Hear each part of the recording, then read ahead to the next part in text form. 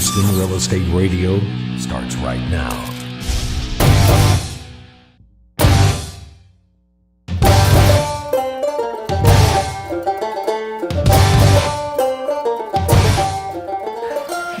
Welcome back. You're listening to Houston Real Estate Radio.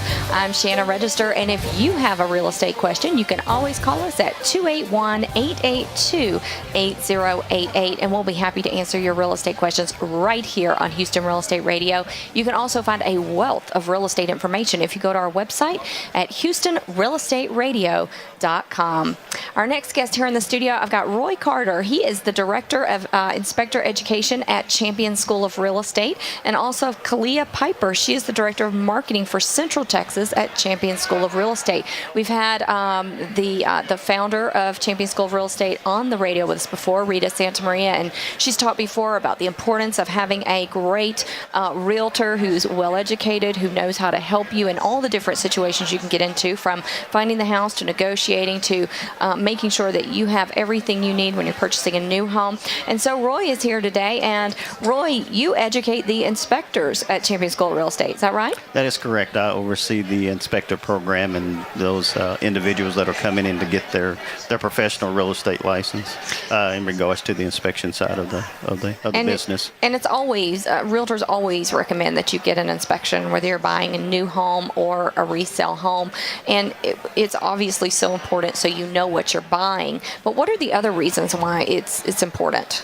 I think, even, more so in knowing what you're buying, it also helps to educate you in relationship to the house that you are purchasing. Some of those features that you have, like where to change the filter, what it means if the TP&R valve pop, which is the temperature, pressure, and leak valve, and then where that's located. So if you see it dripping, then what you should do. Where does that secondary condensate drain line, and what does it mean if it's dripping?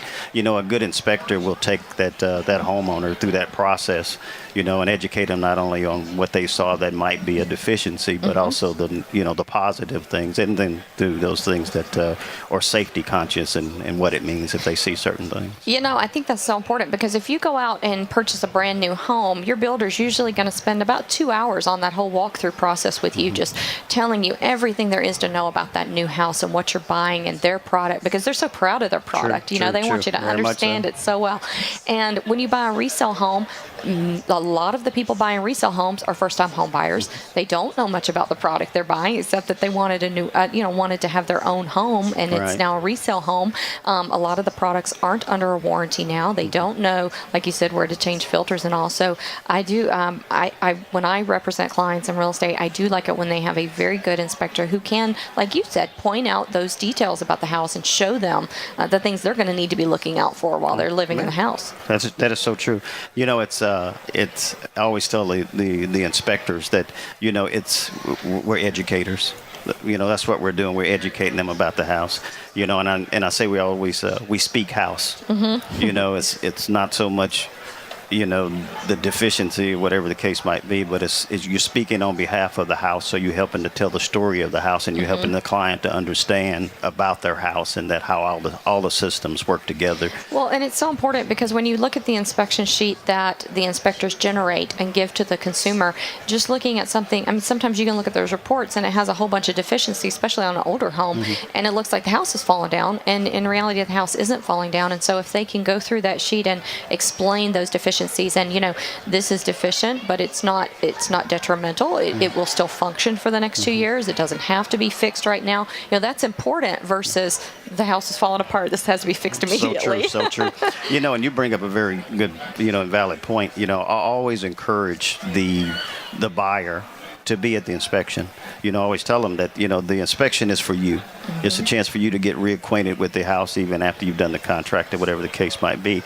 But it's a chance for you to go through it and get that full understanding and spend time with the inspector. And a good inspector would obviously explain those kind of things and put everything in the proper perspective, so you don't just get a paper or, a sheet emailed to you, and then you're looking at it like you said, oh man, it's all falling apart. But when they're there, they can walk it, talk it, they get to see it in the full view of what it is, and take it for what it's worth. And that is very important. There are, of course, general inspectors go out and inspect the entire home, but what other kinds of inspectors are there?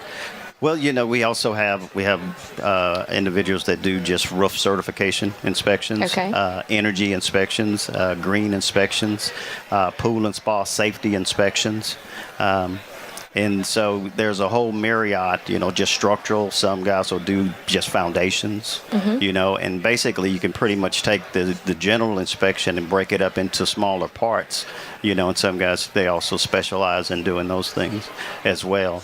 But the certification ones would be the pool and spa, the green building, and or the energy. And of course, green would be relative to which particular green designation that they're seeking on that home. So an inspector would have to be knowledgeable of the different types of green products that are out there. So one of the reasons to use green would be if your builder is telling you these are the green features in the home, this inspector would go behind and make sure those green features are there. So if you sell the home 3 years from then and you're saying my home came with this, this, and this, and then the new inspector for that home is saying no, those items aren't in the house. No, exactly. There is no tech shield roof. You just thought there was. Yeah, kind of. It's like you trust but verify. Right. Very good. All right. So, Kalia, when you're working for Champions, you do a lot of promotion, a lot of getting out there in front of the consumers to tell them about the school and what you offer. What would you say to people out there right now who are thinking about getting into the real estate field? Because we've had a difficult market for the last few years, and now the market's gotten really good, and everybody's so excited about that. So I would think a lot of people are thinking, hey, maybe now's the time to jump into that real estate career I was thinking about getting into. You're absolutely right, Shannon. We are so fortunate to be in Texas, and really the metroplex of Houston, Dallas, Fort Worth, San Antonio, Austin is just thriving. And so we are seeing a big influx of those wanting to get into the real estate business. And we say welcome. Champions is celebrating our 30th anniversary this year. Yeah, that's exciting. I know, we're very excited. And we offer pre-licensing and continuing education for not just inspectors like Roy's program, but also appraisal, loan originators, as well as real estate. We do pre-licensing, continuing education, designations, and everything in between, all of the mandatory continuing education as well. So it's a full gamut of real estate at Champions. And some people, can't afford to leave their current job to go learn a new trade. But the thing that I like about Champions is y'all have alternatives to that. You could take online courses. That's Tell me right. about some of those alternatives you The have. online program is dynamite. It allows the student to go at their own pace.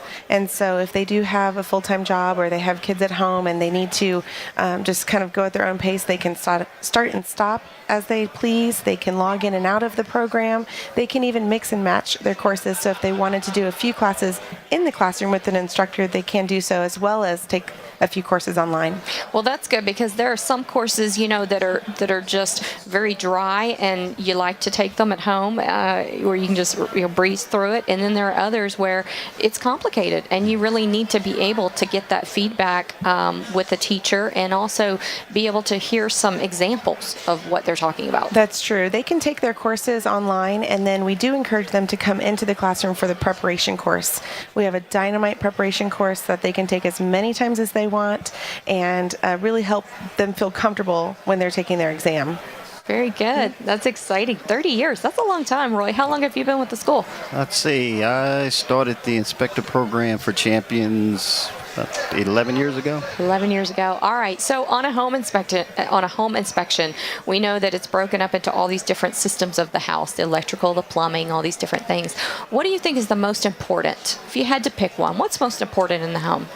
The structural. The structural. Yeah, the The structural. foundation. and the framing. The framing. Yeah, all of that goes hand in hand. So would you say on new construction then, if you're going to get an inspection on new construction, which we do recommend, but a lot of people don't want to do it, Roy. They don't want to pay agree, for it. but they should. So if you do, would you say that framing is the most important part on new construction too? Yeah, and typically some of the guys will specialize in doing phased inspections, but, I say, well, typically the foundation is engineered, so they're going to pretty much make sure that that's okay. And I said, so if you really want to start the phased inspection, you start it with the framing, and, and some will and some clients will, say, well, can we do it after we pre the sheetrock? And I say, no, you actually really want to do it. Kind of too late then. You want to do it when the frame goes up, and even pre-insulation going into the walls, because then the builder has an opportunity to make an easy correction on something versus once they start, with doing the rough end of the plumbing and electrical lines and stuff like that, then it becomes a little more costly to try to make changes to So something. maybe 2 or 3 inspections when you're